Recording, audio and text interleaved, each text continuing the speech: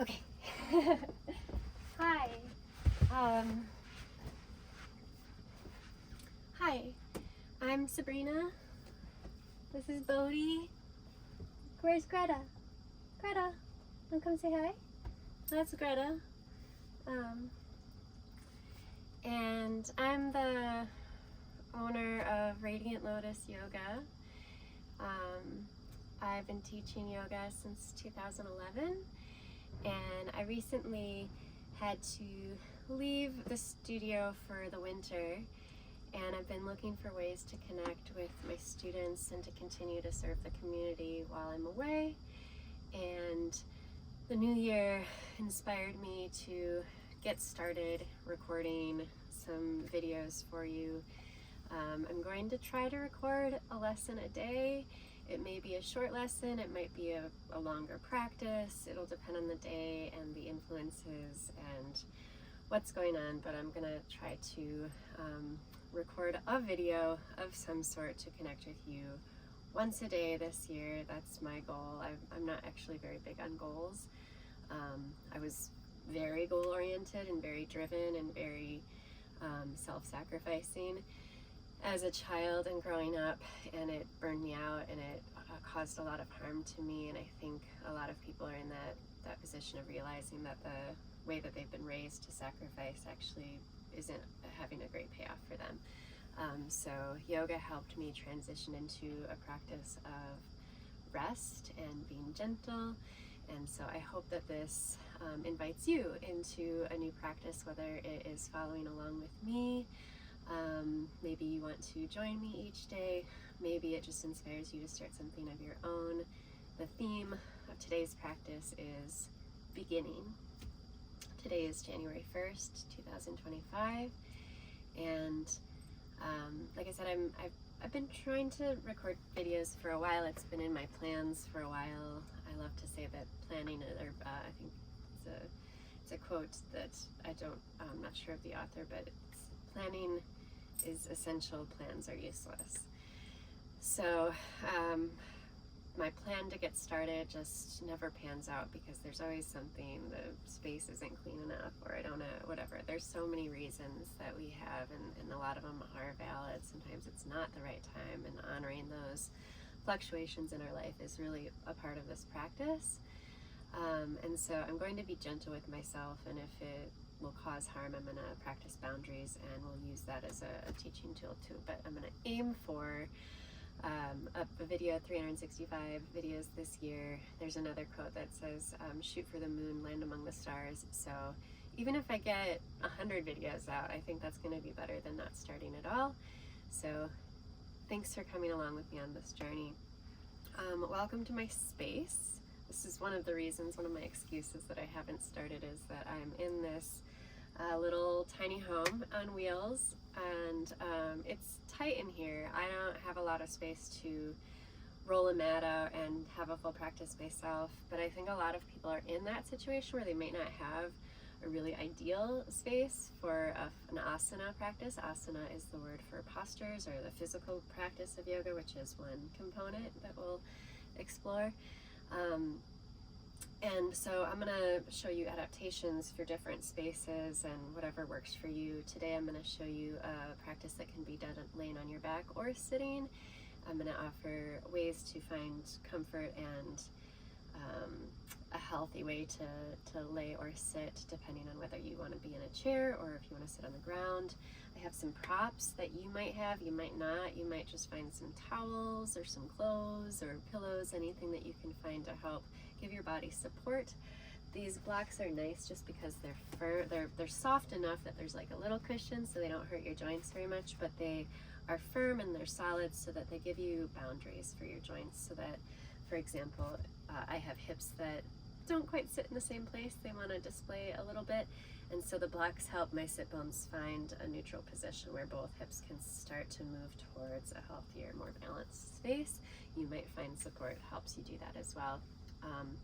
Work with what you have. That's really, again, kind of an essential part of this practice, is just doing what you can with what you've got. So whether you can move your limbs or not, whether you can sit up or not, If you just want to lay down and listen to my voice and follow along or drift off, it's all really great. You are welcome to do whatever feels good for you. So let's begin. The first thing I want to draw attention to is that, yoga is a practice. I have learned many tools from many great teachers, and I have found a way to use those tools in a way that works for me. And I will share those tools with you. It's kind of like a magical video game where, if I share my tool with you and show you how to use it, it like duplicates, and now you have that tool as well. And you get to figure out how that tool works for you best and where you want to put it in your tool belt. So as we begin this journey, if you're new to yoga, I invite you to sort of just picture that you are just picking up a tool belt, and you are going to pick up the tools and take them, and I'll share them. You can, duplicate them and let the ones that work for you stick. Adapt them for however works for you. And as long as you are breathing and paying attention, you're doing yoga. Everything else is up for debate, up for interpretation, I'll say. So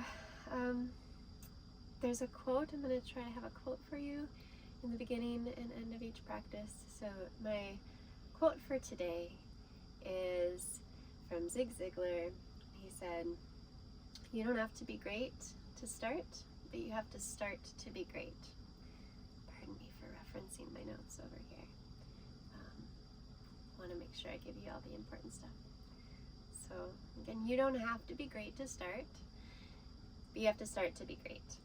So we'll start this practice together. Another way I like to think of that is a lot of times people are like, "Oh, I can't do yoga," and they're like, "Oh, I'm not flexible enough for yoga." And it's funny because it's like you don't have to be clean to shower, right? So you don't have to be flexible or fill in the blank to start yoga. It's all a practice, and it's just about meeting yourself where you are. So wherever you're at is a really good place to start. Okay, so we're starting by finding a seat, or if there's no comfortable position in your seat, sitting is not as easy as it sounds. It's not really a supernatural position for humans. We've been sitting in chairs, wearing shoes, even wearing diapers throughout our history of learning to walk and crawl and move around. And so our bodies have adapted to the comfort and ease that provides for us. And it's weakened our systems in a lot of ways, so we don't have a lot of the strength where we need it to hold ourselves up in a balanced and easy way, and a lot of us carry a lot of tension instead, which is great that we have all this tension that can hold us together. It's amazing that our bodies can compensate and make up for it and make it work, but there are a lot of ways that we can bring more mindfulness and bring more balance into the body that's going to just bring more ease and stability so that it doesn't take so much work to just hold yourself up.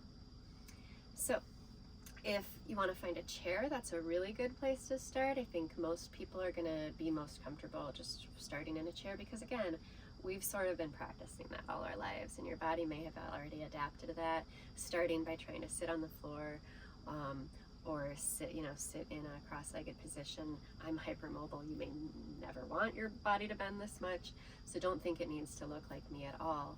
So if you find a chair, it is gonna maybe be ideal if you can find your hips a little bit above your knees, and that'll be the same on the floor. I'll show in a second as well. So if you're sitting in a low chair and your knees are up higher than your hips, that might work, but you might want to widen your stance a little bit and move your feet out a little bit just so that your pelvis can find a little bit more neutral position.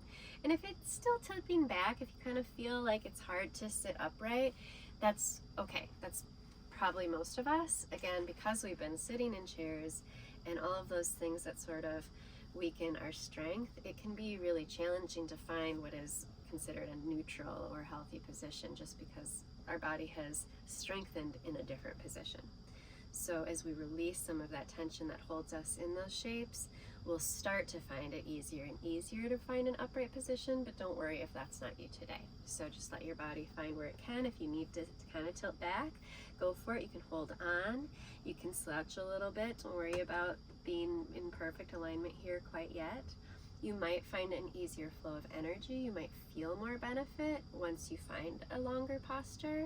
So if you can kind of tip your heart up, and if you can kind of tip your belly forward, you'll start to find just a little bit more of that energy flow throughout the spine. If you tip your belly quite forward, you'll find more of that lumbar spine. We don't want to tip too far forward, but it can help to kind of lean forward and just find the sit bones spreading out, and then bring that pelvic bowl back upright. So just finding a comfortable space there, thinking about your sit bones dropping in. If you're on the floor, you might, stretch your legs out. Maybe you just put them together and kind of hold your ankles, and again, maybe leaning back. If it's possible to sit upright, you will likely find that, backtracking, it will likely feel most possible to start to find an upright posture or lengthen the spine or ease in the shoulders and neck if you can get your hips up at least as high as your knees. And so if you're like me, and even though I'm hypermobile, I've got all sorts of tightness in these weird spots because the body's compensated, it's pretty hard for me to get my knees down right here. So what I'll do is, especially early on, I've already been practicing all day, so that's why my body's free to bend right now. But if I was feeling some resistance, I would grab something, maybe blanket, maybe a yoga block if you have one of these. If you get one prop ever in your yoga practice, I would say even before a yoga mat, like this is gonna serve you the most, in my opinion. We can talk all about the benefits of all of the props sometimes as well. They're all so amazing. But I like to use two because, if you can have a king size bed, why, just nice to have as much support as you can, so it gives both of your sit bones nice support. So you can just slide some things underneath your sit bones until they're up a little higher, and you can see there's still a little bit of resistance in my hips here.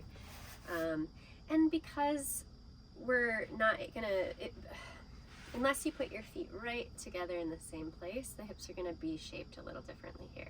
So it's normal that one leg is gonna go lower than the other. And that other knee that maybe stays up a little higher, if it's floating like mine is, it's gonna be great to put something under that knee as well, just because again, the body won't then be fighting and trying to balance, and you'll find more ease at just settling all the way down the back so the spine can come upright. So if you have anything, a blanket, a towel, pillow, anything like that, you can maybe slide it under the knee that is higher. Maybe both knees would like a little support at different heights. And if, again, you can't find an upright posture here, you might use your hands and kind of lean on them. You could lean forward a little bit as long as the heart is the furthest front thing here. Or just go ahead and lean back. Okay, so that was a lot of instruction just to sit down. And so we're just going to start with some basics today, just so that you're able to find these really important alignment cues that are going to help you find great balance and great awareness and presence, no matter what kind of practice you go into. So if you adapt these ideas and start to practice this way, you can go into a power flow class and still be very present and very aware and have really good reaction timing isn't quite but something like that, where you're just very able to interact with what's happening without much delay because you're in that zone. So, okay, enough of that. All right, so now that we have found a seat, again, if a seat doesn't work for you, just come onto your back. For most people, it'll be most comfortable if you bend your knees and find your feet flat as well, or put something underneath the knees just so the pelvis has a little bit of ease in rocking back and there's not a long pull between the heels and the head. So take your time, feel free to pause if you need to find that space. And once you're there, feel whatever part of your body is touching the ground.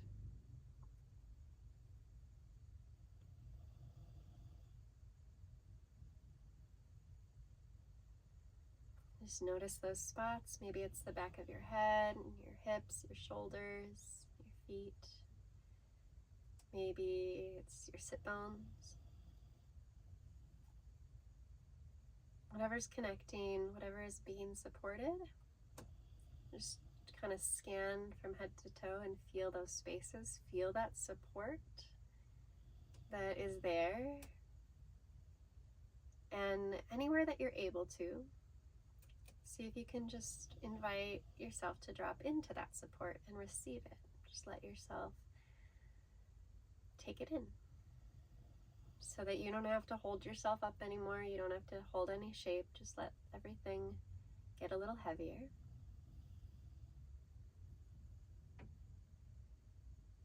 And then if you notice some spots that just aren't ready to release, don't try to fix them. Let's just move on all the way down to the toes, releasing what you can. Noticing the parts of your body that are hardworking, that tend to hold on. Maybe sending soft breaths into those spaces as you start to scan back upward. Maybe hearing the gentle rhythm of a dog snoring to help soothe your mind.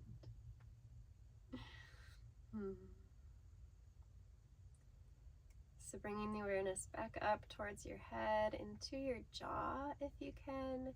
Just feel that space. Maybe you move your tongue around a little bit and just feel the textures.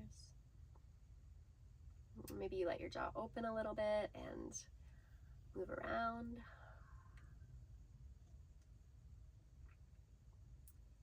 And then if you can, maybe with your mouth open, imagine the roof of your mouth spreading out in all directions.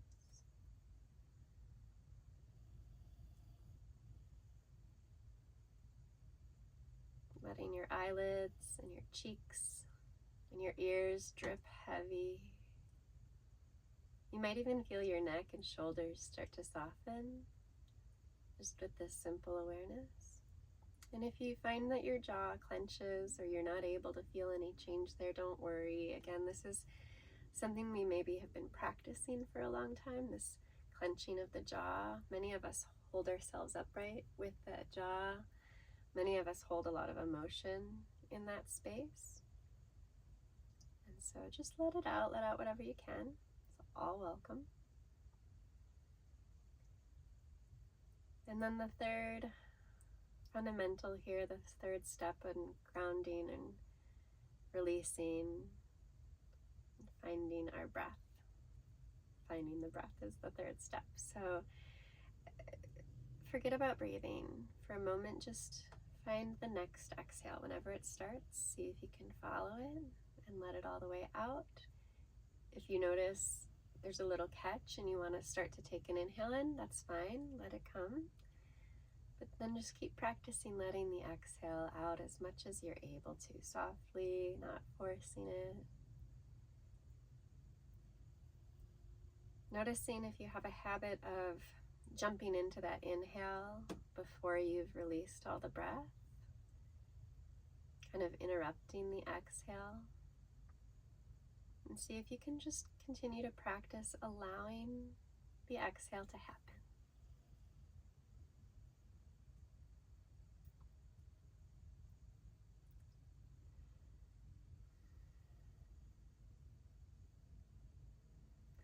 Now, all sorts of breathing techniques can help us down-regulate our nervous systems. They can up-regulate our nervous systems depending on where we're moving the breath, how fast, where the diaphragm is moving, our experience with breath and trauma and all sorts of other things. So if you find yourself being stressed out at all or uncertain or just finding any discomfort with the breathing at all, just let it just come back to that grounding feeling, coming back to feeling what's supporting you. And remember that you don't actually have to get the breathing right. Your body's just going to keep breathing whether you're doing it right or not, okay? So feel that the body takes as much breath in as it needs, and maybe there's a little bit more that you can let out. And as we let the breath out, we make a space. We allow for there to be an emptiness within us.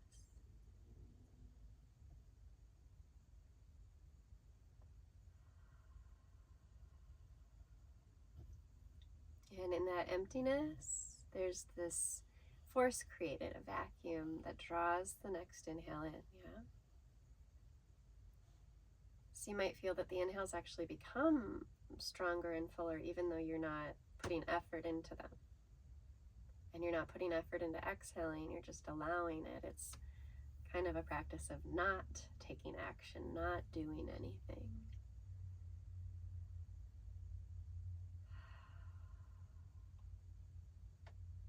So again, just do what you can. Whatever comes easily, let the rest go. Letting out 3 more breaths, as much as you're able to. Feeling the inhale move into the belly space. If your inhale moves up into the chest, you might feel that that is an upregulating experience. So it starts to bring the heart rate up. It starts to move us towards that sympathetic nervous system state where we can run away, we can act quickly, but we may not be in the most rational state. We may not be the most grounded. We may not be able to take in all of the information when we're in that upregulated state.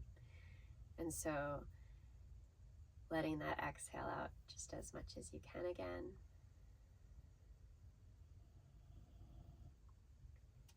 And filling up your belly 3 times, again, just as much as you can. If you feel a catch, just find the exhale once again. Maybe put your hand on your belly to feel it.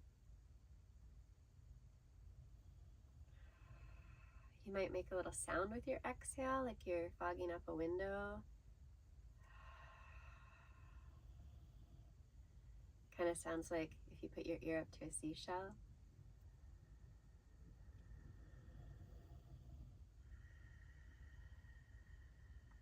If you can hear me, it's a sound that is called Ujjayi breath, and you achieve it by closing your glottis. If you don't know how to do that, again, just think about maybe fogging up a window or making a seashell sound or doing nothing at all.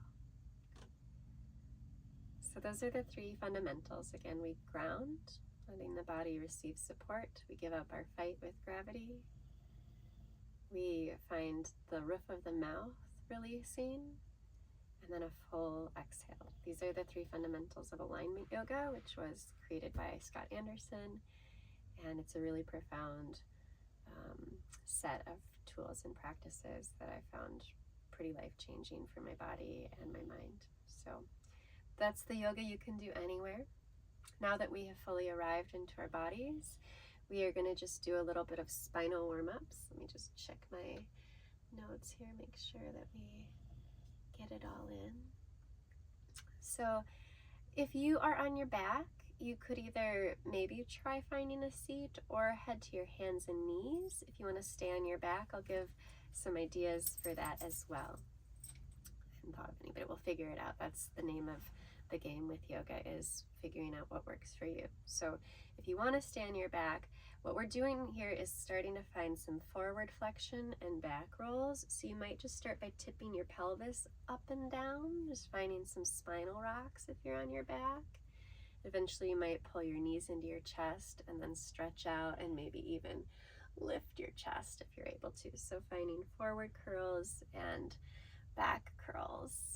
If you are hands and knees, this is cat-cow, and you can find full range of motion here. So forget about pinning your shoulders on your back. You can let your shoulders squeeze up and then slide back down the back.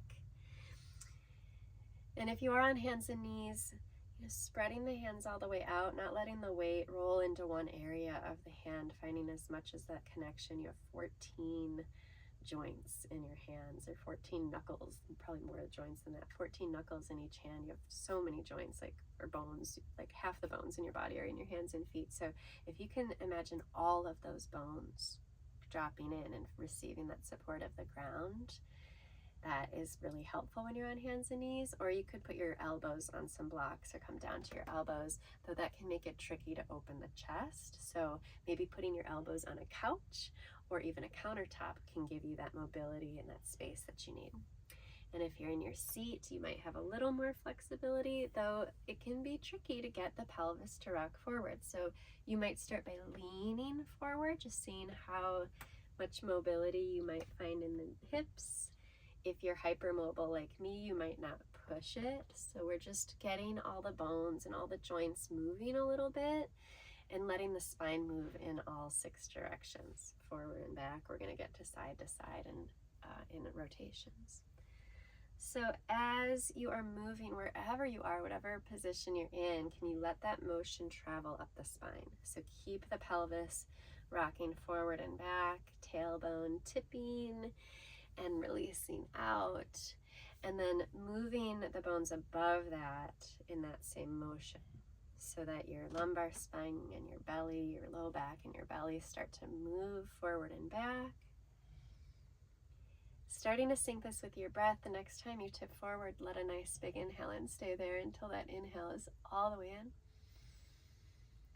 And then exhale, tip the tailbone down and curl down or in.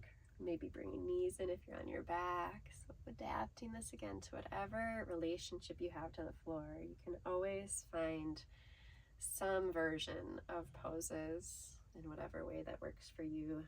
Don't ever let anyone tell you there's a correct shape for these poses. It more has to do with how it feels in your body and how it affects the ligaments and the tendons, even your organs, and your energy. So you can just be like sitting there imagining yourself doing this, and there's actually a lot of benefit to that, and maybe we do some practices that get into that. So let that movement really come up, inhaling big on those forward chest opening poses. That's a cow. And then cat pose is when the spine rolls into the back and we curl the spine, letting that exhale out there. Ha. Inhale in to open. Ha. Maybe exaggerating the breath a little bit here, as long as you're not taking those gasping inhales. So just letting the breath still move fully. Okay, so we've moved forward and back. If you're on your back, you're just going to find a banana shape. So you'll crawl your feet over in one direction, maybe crossing an ankle over to get a little more length on the one side. And then you're going to just kind of walk your body over so you're in a C shape, keeping both shoulders on the ground. It's not a curl yet. We want to give that side body, that space in the vertebrae on this side, some space. We don't want to steal from this side, so we don't want to crunch this side just to open this side up. We want to find some open space, so keep breathing on that side that is closing as well. And you might reach arms up and open, or you might keep them at your side or on your heart.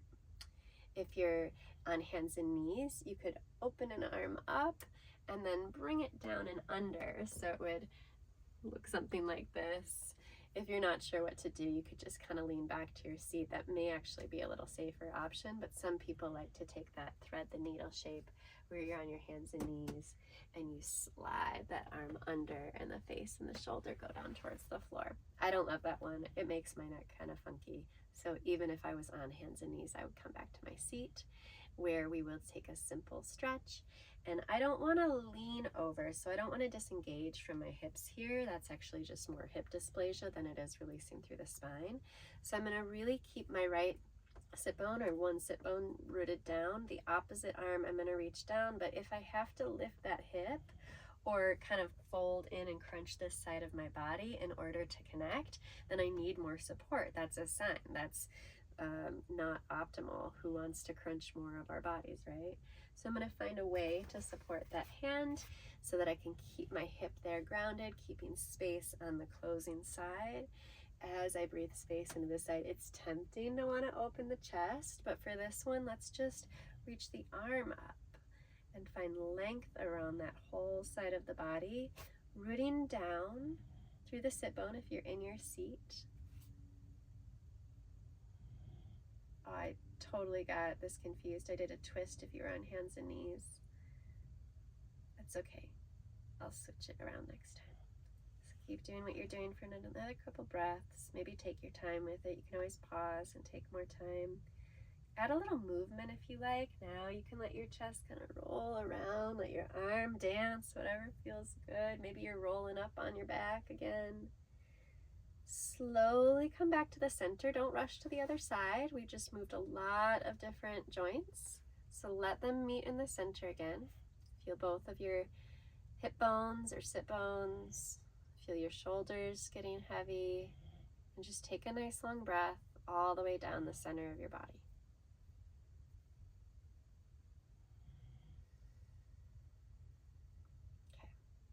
So if you're on your back or you're seated, you're going to go to your other side. You already know what to do. Oh yeah, we're going to do that the same. So if you're on your hands and knees, you're doing your twist at this time because I got very confused.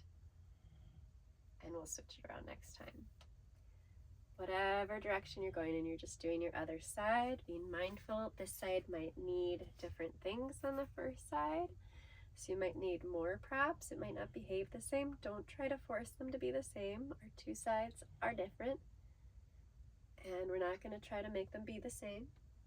I always say treat your two sides of your body like twins. Love them equally, but treat them according to their own needs. So keep listening, keep paying attention, keep feeling what you feel and responding to that. Take as much time as you need to feel that second side.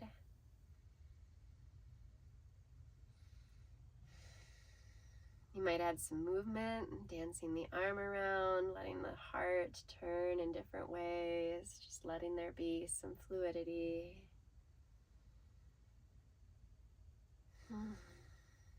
Take a little scan through the whole body. Notice what you notice. Give the body whatever it needs. Sometimes my neck speaks up and lets me know that it just needs a little wiggle or shake. Okay, so the third direction of the spine. If you were on hands and knees and you did your twist before, now you're going to take your side bend. So you'll just reach an arm open. So if I was on, from hands and knees, you would reach this opposite arm open and then slide it under. Oh no, that was the first thing. I'm sorry. Here's the first introduction to None of Us Are Perfect, and that's okay. You don't have to be either. Sorry. Okay, so if you're on hands and knees and you're wanting your side stretch, you can just start to reach that side for one arm forward, words, and then start to move that shoulder away from the hip, reaching that same side hip as the arm that you're reaching, my left one, over and away as you create a little curve in the other side of your body. Again, remember not to crunch this side of your body. And if you can keep your heart pointing straight to the floor, that's going to move that into that side body instead of twisting us. Okay, so there's your side stretch. If you're on your back, you're finally taking your little twist. So give yourself a little curl up in a little ball, bring your knees up into your chest.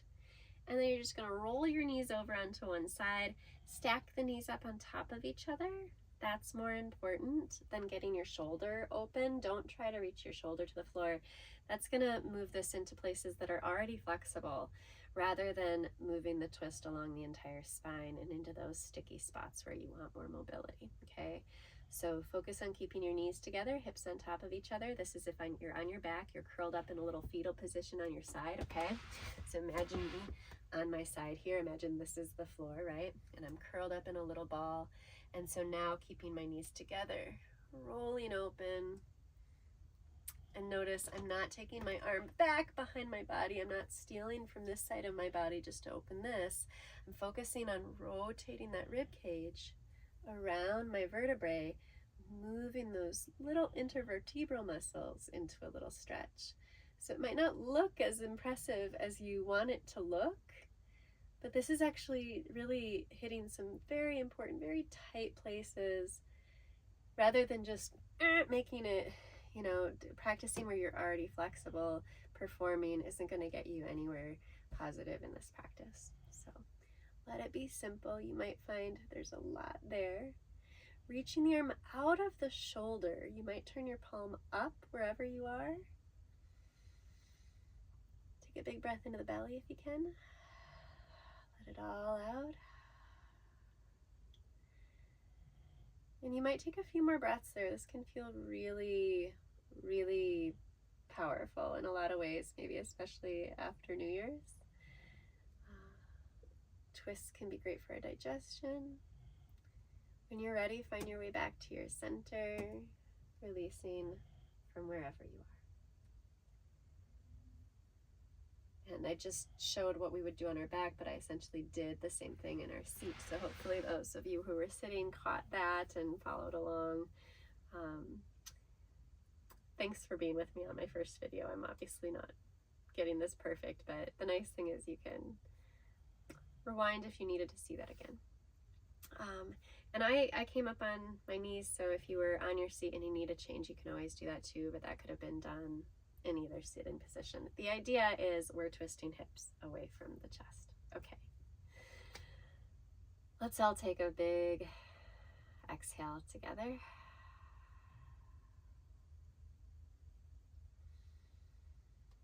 Feel how those inhales keep coming. You don't have to do any effort. Can you just let them be soft? Belly breathing. Maybe letting your exhale take a little longer than the inhale takes.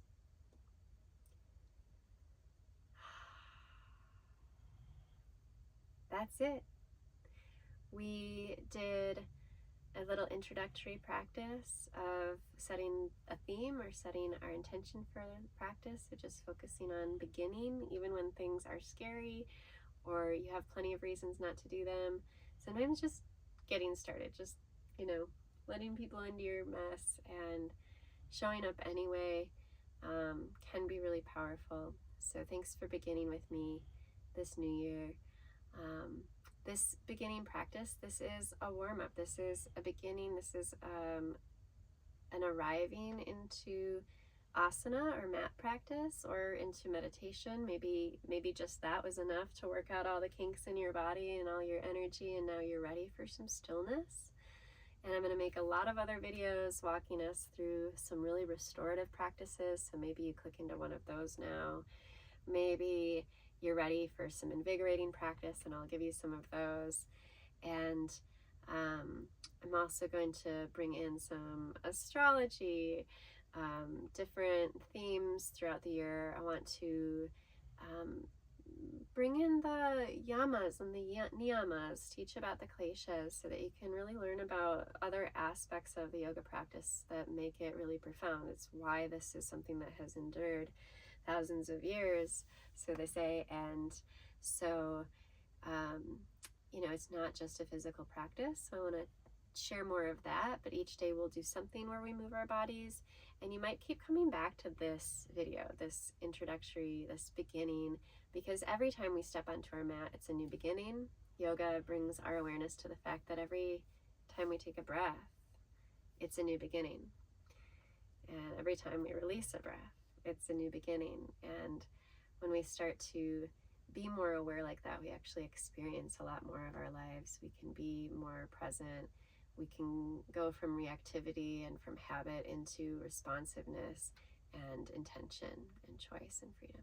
So I'm really excited to share this with you. Thanks again for doing this with me. I hope that it is powerful and beneficial for you. Let me just look at my notes and make sure I've given you everything I wanted to. Just a little recap too is, again, we started with the 3 fundamentals, and then we did a spinal warm-up. So that is moving the spine in 6 directions. Normally after this, we would go into some core activation to make sure that our main muscle, our main powerhouse here is stable before we start adding strength, mobilization and strengthening. And from that, we would do some more calming practices that affect the nervous system and releases for the limbs before finding a Shavasana. So Shavasana is, according to BKS Iyengar, the most important pose of practice. So if you will follow along with me into a resting position, I'm going to talk you into your Shavasana, and then we'll let the video end.